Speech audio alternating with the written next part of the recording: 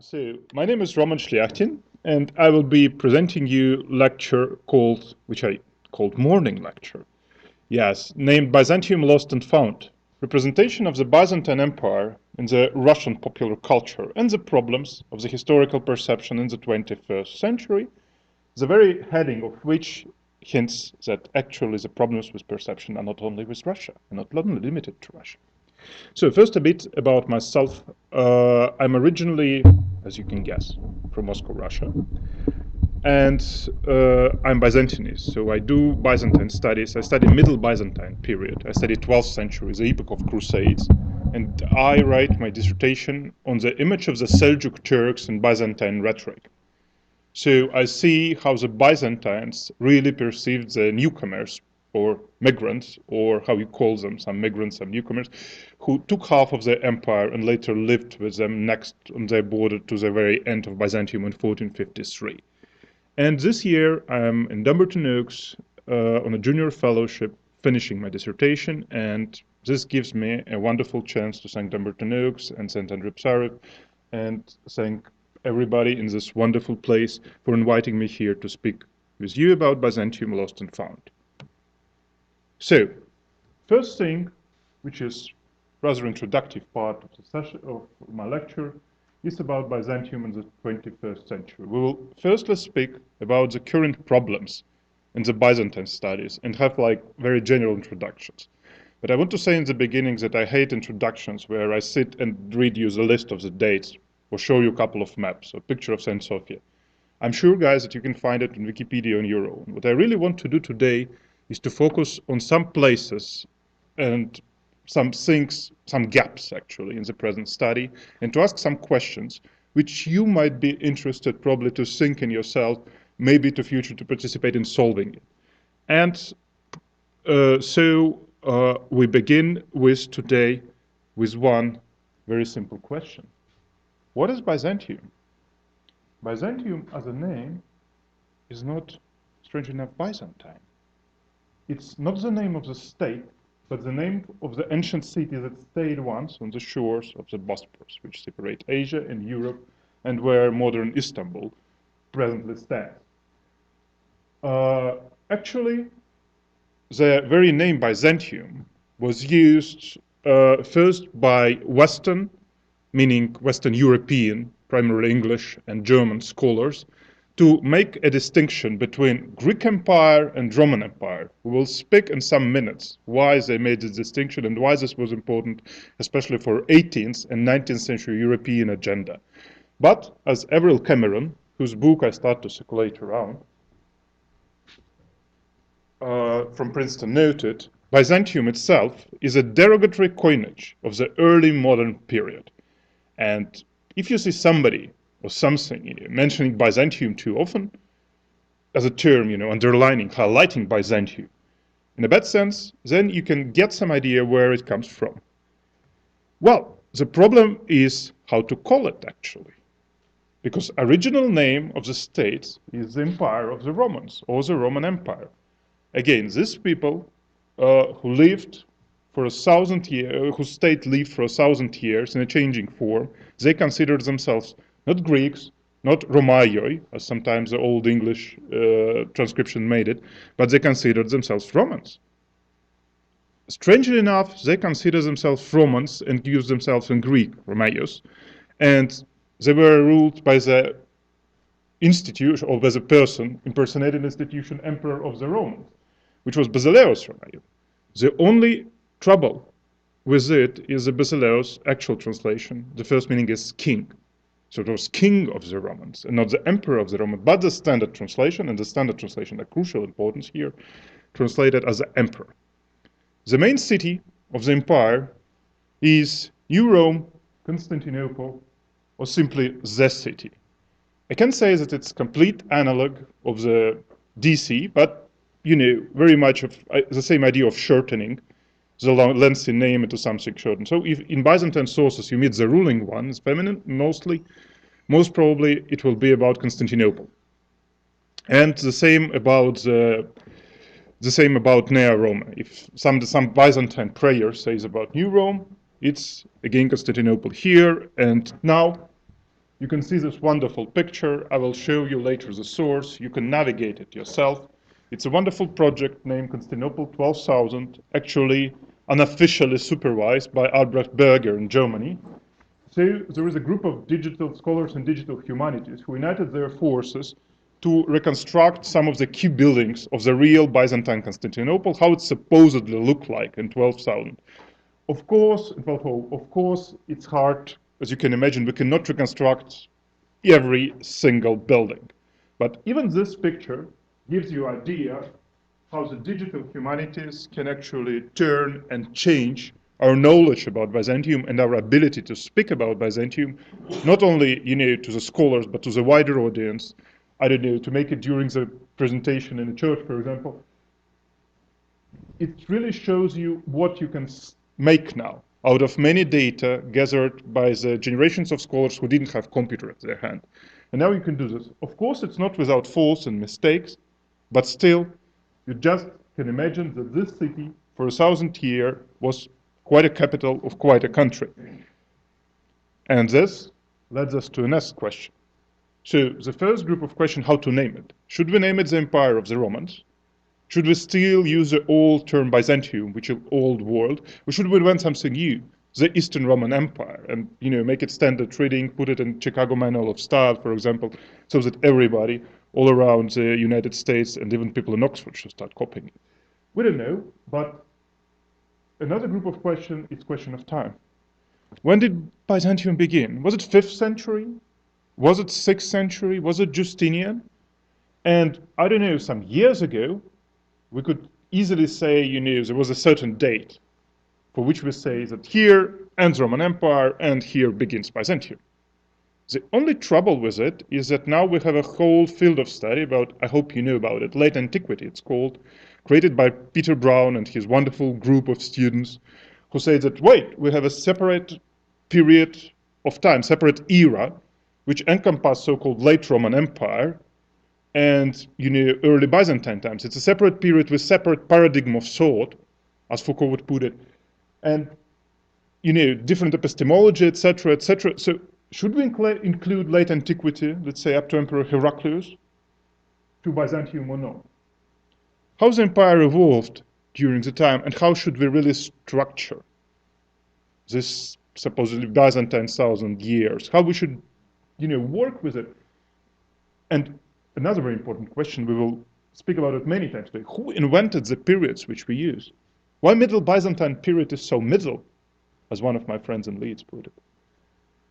And there is a good thing about it. We'll have several good things during the lecture today. One of the good things is, we're sure, okay, that the city fell to the Turks in 1453, and that thing you can say safely. I don't know a single scholar who would really object, to this, not a fact, but a consensus saying that 1453 ends. Good. The question again, where it begins, and how do we separate it? On which period we separate it? Now good, after time, we go to another question. The question of which puts and attracts, which puts still, which is still active for many Byzantinists, and with which many Byzantinists are working now, the question of space. What you see now is again another 21st century thing. It's a database called Orbis, and it can be quite useful in some early Christian studies, because with this database created by Stanford Geospatial Network model, you can actually calculate a time which was needed in antiquity, in late antiquity, to pass from one city into another, using either horse or ship or combination of both. But I put it to you just to give you an example that the space of empire about which we're speaking, it was not, let's say, it was not the simple map on a wall. It was all alive. It was all full of different communications, interconnections, migration. And this map simply gives you an idea how many connections did you actually have in this empire. This one deals with the late antiquity. It's late Roman world, so it's around until 6th century. In 11th century, the period with which I am working on, the empire was of a bit smaller scale, let's say. It encompassed the present-day Greece, the southern Italy, a bit of Sicily, the territory of Asia Minor, modern Turkey, all of it, some territory of modern Transcaucasian states, a bit of much troubled Syria, and actually a considerably significant part of the Crimea. So this is the empire in the mid-11th century. And even if you compare it with the previous map, you can see that it's different because it shows different things. How do you really build a map of Byzantium? What things should be on a map? This is again a question which actually good for any map building. So if you ever will be able, and you will need probably one day to make even for yourself a kind of a map, please ask the question, what should be on a map and what should not? Because maps are really, especially as visual images, they really rule our thought in a sense. And now, this is the map of 11th century, and just before 1453, look, the empire is that small. What to do? I mean, how do we really perceive these changes? And how do we draw borders? Because it's Middle Ages. You don't have border control services yet. You can say that you have river crossing, etc., but how to measure it? So that's again a whole group of questions which deal with Byzantine space and which remain open. And again, the modern databases allows you to do something with this. Power in Byzantium. Well, the good thing again. One can safely say that Byzantine elites and governing structures were adapting for reality, in quotation marks, for 1,000 years. And this is true so much, to an extent that Edward Ludwig, who is not a Byzantinist, who is a scholar in political science, and who, as far as I remember, don't read much Greek, he wrote a book called Grand Strategy of the Byzantine Empire. So trying to get something in a very interesting way out of it. But the questions which he raised about the structure of power in Byzantium is still, active. And another question which you would, you would focus, which you will meet in one way or another during your studies, is about what was Byzantine power about? Was the emperor really an absolute ruler? Most recent answer, yes, most probably not. And then another question from the other side, which people likes to put here, Professor Anthony Kaldelis, who is a great scholar, says that Byzantium was a Roman republic, actually. They have some republican procedures there. They have some, some, not elections, but a kind of democratic rebellions. Was this a democracy? Or was this, how do we perceive it? And again, this question, as the question of the naming, reminds us we need to make a study on terms. And in each case, we have to be very careful. Which terms do we use? Where they come from? Because that's one of the main issues with Byzantium. Because the question of power is of crucial importance, because that shows you how and why how the empire survived for 1,000 years. You don't have many empires that survive for 1,000 years with some institutions staying from the beginning until the end. And this leads us to the most important question to you. Namely, this is nice Hora mosaic, late Byzantium. If you will ever be in Istanbul, please visit it. It shows you, yes, I think Mary and the governor, and it shows you, and it puts you the question to the church and state. Oh, thank you. This will help. So, church and state in Byzantium. With this, Byzantine power, which was both monarchical in some way, autocratic in some way, and republican in another way, at least in rhetoric, how did the church react to it? The church, which was, in the beginning out of the state and later in the state, and there is a whole Constantinian debate in it, about which you'll probably hear more in the course of church history, which is of crucial importance. How did Constantine the Great incorporate the church? How did he collaborate with it, etc., etc.? Did the empire manipulate the church, or did the church manipulate the empire? I don't know. For my period, the answer is both ways. We have, in 11th century, a wonderful patriarch who said to the emperor, "O stove, I constructed you and I will destroy you." And he did. In the 12th century, you have Komneno emperors who doesn't like this patriarch. Okay, let's remove them, put another one. And they did. In the same time, both in the 11th and the 12th century, you have a proliferation of production of literature of the church. Church poetry of 11th century is unpredictable and wonderful in all senses. and you have ascetic tradition, monastic tradition working together. How does this all collaborate? And how did the church work? Again, here, we are lucky to have a 21st century approach helping us.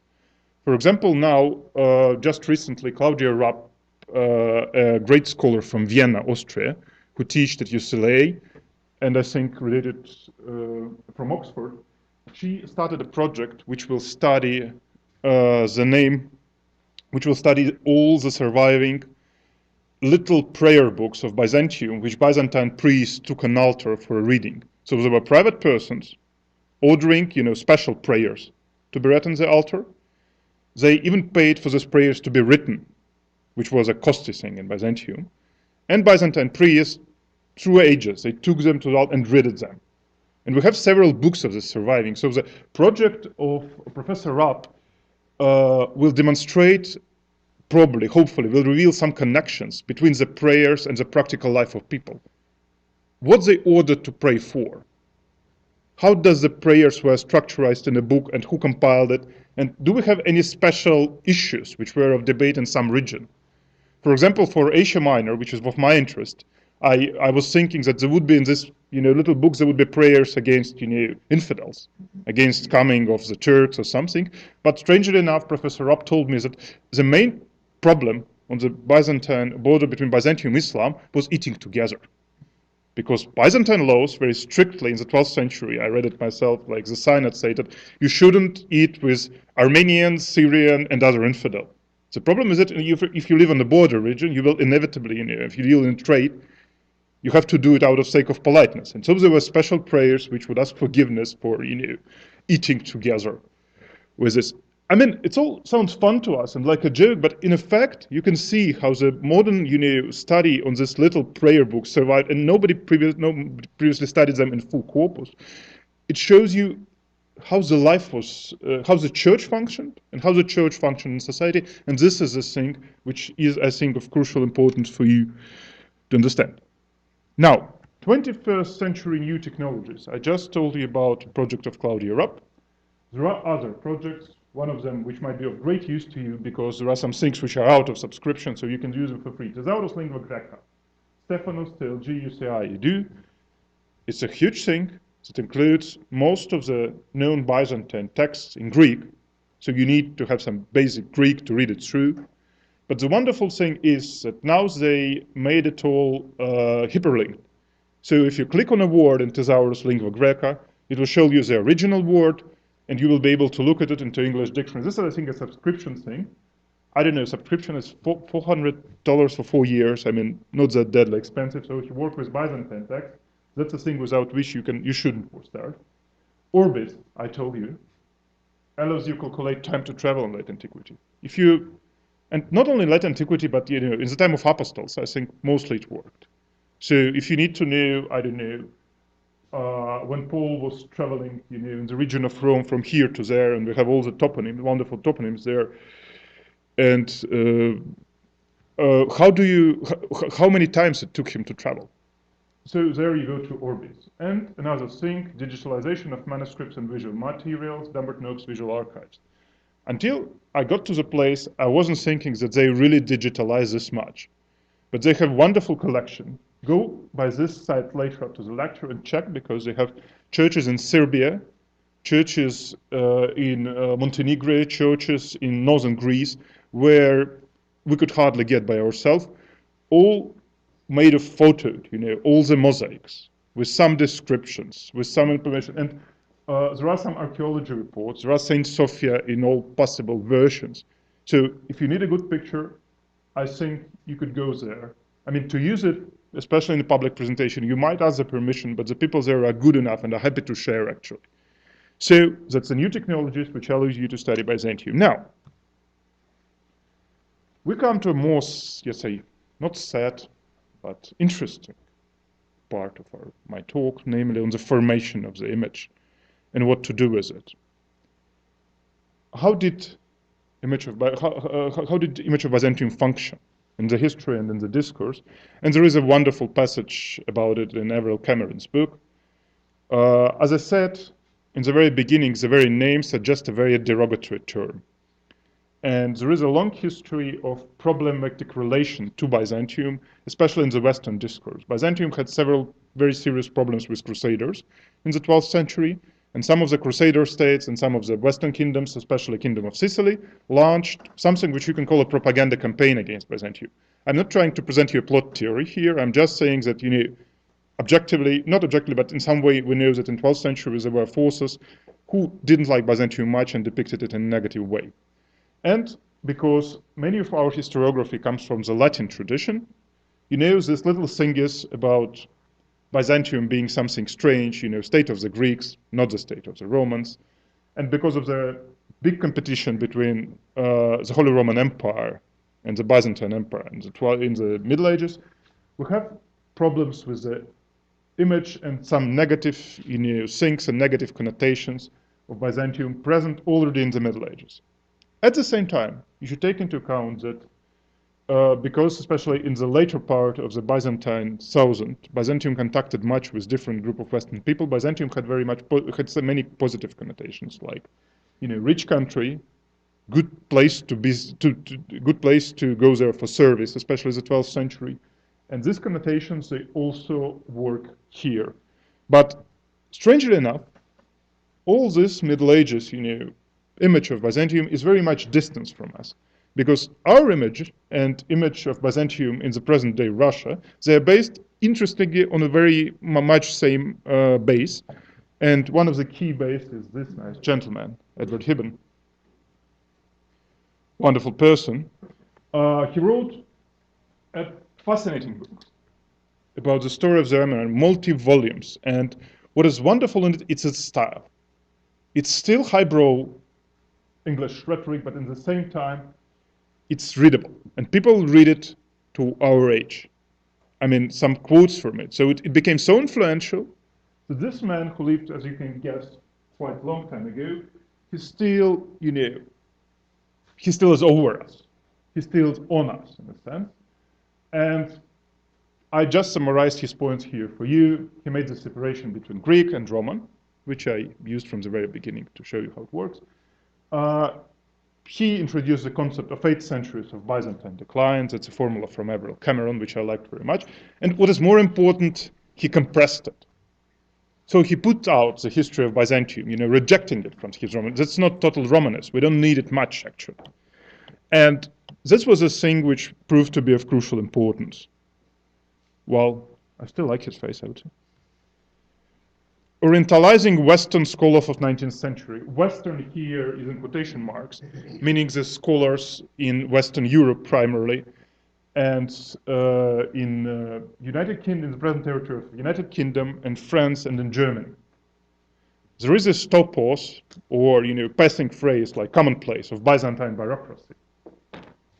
Byzantine Orthodoxy as Eastern religion. In America, in the United States, it was presented by Thomas Whitmore, and then again, and Averell Cameron had a very nice introduction, showing you how 2 Oxford socialites went to Greece, found Orthodoxy, and decided, okay, let's do it our topic. And they did it. So this kind of Byzantine Orthodoxy as Eastern or exotic religion, which the concept of which you will inevitably meet on your way, unfortunately or fortunately. Byzantium as a source of exclusive and rich object, Byzantine mosaics, Byzantine icons. All these fashions came into being in the 19th century. I mean, we can say, of course, that there was a respect for Byzantine tradition, let's say in Renaissance Italy, but this was a different kind of respect because in the 19th century it means collecting. And many of the collections of the icons and mosaics, which we have in all parts of the world, not only here or United Kingdom, goes back to 19th century. And, of course, Byzantium as a feminine Eastern land. You probably, I don't know, did you have a lecture introduction to the book of Edward Said of Orientalism?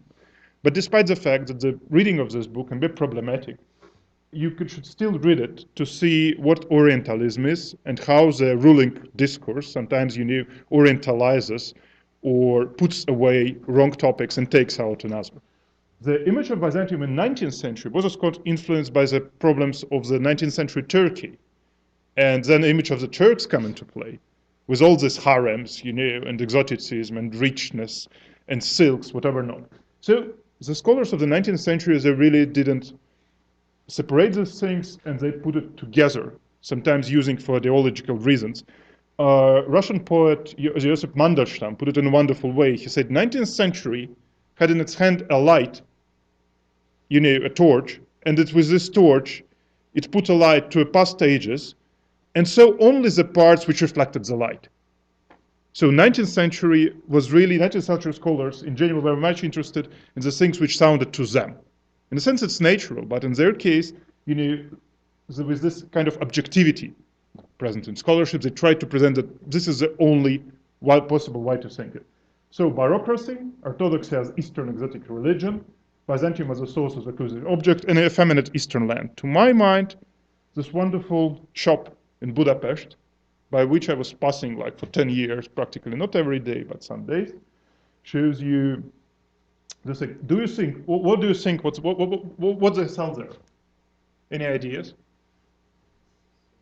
Huh? It's a store, yes. It's a rich, posh store.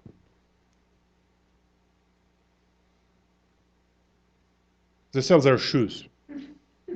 Exclusive, expensive shoes. Sometimes it says from American designers.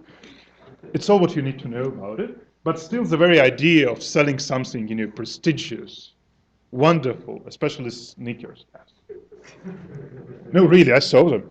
Sorry that I didn't make a photo. I decided, well, places to holler for sneakers in a sense. This gives you the idea how this 19th century concepts work not only in Russia but here, in Hungary, and I think to a certain extent even in the United States. Now, Russian and Greek scholars, end of 19th century, Avril Cameron again, the reception of Byzantium was both emotive and contested. So it was special. The people were happy to find out that they are not, barbarians or people not speaking right language, but they have a huge good provenance in the Byzantine Empire. The only problem is that searching for a good provenance in your past can be dangerous because some people tend to invent the provenance instead of making it there. In the 19th century, the Russian Greek scholars did a huge amount of work, and of course, well, some Anglo-Saxon scholars as well, to publish the sources, to translate them. And in Russia, we still use for Byzantine sources some translations made back in the 19th century, especially in St. Petersburg Academy.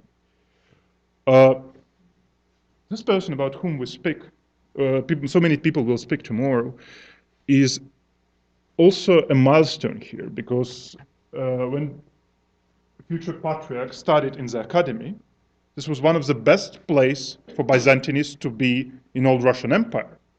In many of the translations, they date back to the year when he was there, and I can say for sure that he had a good course in Byzantine studies for 19th century, and he was good in it. I didn't see the marks. I wasn't able to access the archive last night, sorry, but I'm sure that at least by the names of his teachers, you can see that they had a good and proper training. And this gives you, again, an idea that Byzantium was first important, but another thing which you always have to in mind is that it was used by a state. In 19th century Russia, they were searching for ideology to hold together multi-ethnic, multinational empire, which had many problematic relations inside different groups, both social and ethnic. And they're saying that Byzantium can work as a general idea and can justify expansion, in a sense, unfortunately. And despite the fact that all these wonderful scholars published so many sources and published so many studies, I suggest you read, I don't know, Skabalanovic or Papadopoulou Keramev, this was still, this idea of Byzantine heritage, and to make it worse, many of them played in this, Byzantium as a separate thing from the rest of the world, which modern scholarship, deals with contempt. 20th century. What it brought to the image of Byzantium? Marxist approach, which never worked, actually, in Byzantium, because thank God that Karl Marx didn't mention Byzantium that often in his books. This turned actually Byzantium into safe haven for many Russian historians, as you can imagine, and for Soviet historians especially, because they could write about Byzantium without putting the quotes to Marx, or putting one neutral quote in the very beginning, and that's it. What is important is mass media, and that's how we slowly come into the topic of our lecture today, final topic. There was a ballad, Theodora. Sarah Bernard danced it. Well, I don't want to put a picture here. It's not a proper place. But you can just think about it, about this image of, wife of Justinian, who was, well, an actress, let's say politely, and later turned into empress, and how they could easily dance it back in 1930s. Interesting thing, and actually not studied very much, is mobilization of Byzantium during the Cold War by both sides. So the empire was mobilized to serve both Soviet Union and Anglo-Saxon world, let's say it politely. And it was very interesting to see how immediately after the Second World War, both sides start to invest in Byzantium. Dumbarton Oaks was actually founded and passed to Harvard University exactly at this time. And even Joseph Stalin, who had some basic Byzantine education in Seminary in Tbilisi, after the Second War, decided to use Byzantium as a, another instrument, not of propaganda, but, of something like a soft power, in a sense. Very Byzantine way of doing things. But when you read all the Byzantinist work dealing in the second half of the 20th century, you should have the whole war in mind. So I hope I managed to demonstrate to you that the Byzantine studies are very much like any other historical study, embedded with politics and very much in the context of the day. Now back to Russia. And not only to Russia, unfortunately. First, the picture which you might show, the film you might hear about, Byzantine Lesson by Tikhon Shevkunov. It's one of the earliest examples of recent fashion to Byzantium, done in 2008, and showed all over the Russian media. You should understand that in Russia people do not use much TV channels, but they watch like state TV, which is broadcasted all over the country for free or for small money. And this was shown on one of the main channels, and this created many problems in the media. I had my own personal history with this movie because from the very beginning, as a young Byzantinist, I was really much crying out loud that it is bad, that you should never show it, etc., etc. Later, I realized that these movies, despite their problematic, it really stimulated a lot of interest toward Byzantium. And many books which were produced later, they were like inspired in this movie, and this movie like struck the ground in Russia because people like started to think about Byzantium and the role of Byzantium and the place of Russian heritage. The main argument is, well, I summarize it here again. You can read it. They have a wonderful site about the movie and even all the things translated into 5 languages, including English. Byzantium as the best state of the world. Byzantium as a junction between the power and Orthodox state. Byzantium as a centralized state that kept everything under control. That's literally a quote. And of course, the empire was plundered by the barbarians of the West. What is important here is that in the death of empire, the authors, or the group of authors, I know some of them, they combined together the very well-designed films, the very well-designed screens, and pictures, with the text. And all this has a very special aim, which you can get from this little quote. The empire included territories of modern Greece, Turkey, Israel, and Egypt, Bulgaria, Serbia, and Albania, Tunisia, Algeria, Morocco, Spain, and Portugal. Similarly to modern Russia, Byzantium had around 1,000 cities.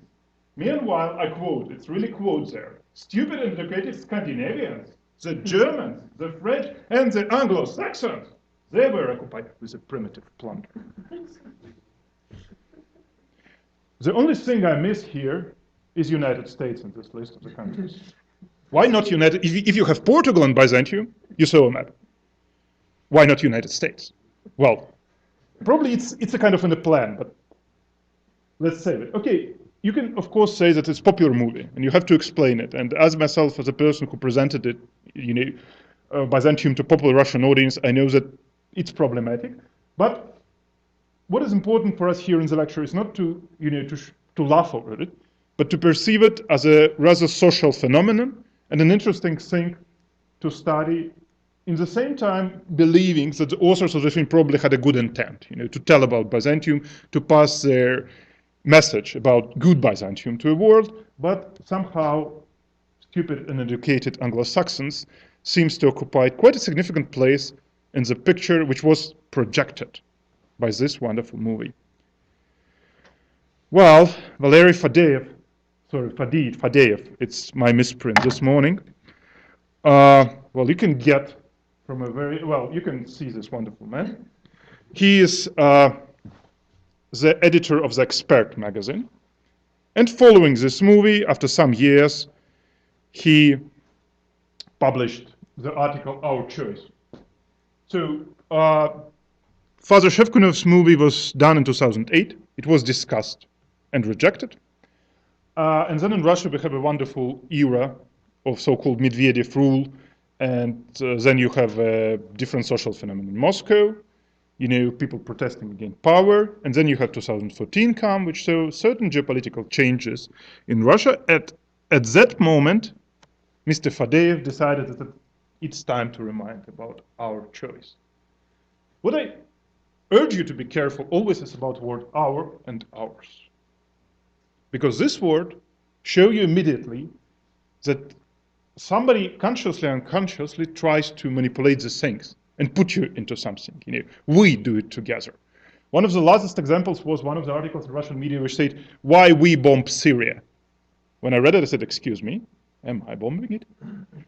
So that's how it works. Our choice is here, and you can read some wonderful phrases again in this article. I save you from, It's actually not a very bad one because it really gives you a good idea about Byzantine Empire, speaking that, Byzantium is a derogatory term, there are these problems, but somehow the message, hidden little phrases, hidden here and there in this little visually scientific article is very interesting. Byzantium dominated Mediterranean for centuries. Domination. Genoa, Venice, and Western power crushed Byzantium. Well, where's Anglo-Saxons? I miss Anglo-Saxons here. Russia should lay claims to the Byzantine heritage. That's probably the crucial message. It's time for us, to raise up, to claim our father's land. And the thing which really puts me, to cry, Saint Sergius of Radonezh was Hesychast, and Hesychasm is a national ideology of Russia. I think it's good that some years ago I had a course on Hesychasm in Sergio European University and wrote a paper about Saint Sergius of Radonezh. I don't think that, honestly, that he's a Hesychast, at least that his life will have a passage which is anti-Hesychastic. So at least people in the 15th century tried to present Saint Sergius of Radonezh as anti-Hesychast, our separate own saint, not like these Greeks. But for Fadeev, it's our choice. So Hesychasm is national ideology of Russia. I don't know. Maybe in this, will you buy it or not? From this person, I would say I wouldn't like to buy many things. Now, the thing which caused my rage this winter and led me into this topic, like a whirlwind in a sense, was an article of this nice lady. I don't know why they're nice. But wait, we'll have a nice chat later. Don't worry. Byzantium, the ideal catastrophe. Actually, Latinina is good in her sense because she said, I read some books of Edward Hibben, and I want to say you know what. And then she says, well, I think even Edward Hibben didn't make it that far. Byzantium did not create anything. Byzantium did not work properly. For 1,000 years it did not, we know.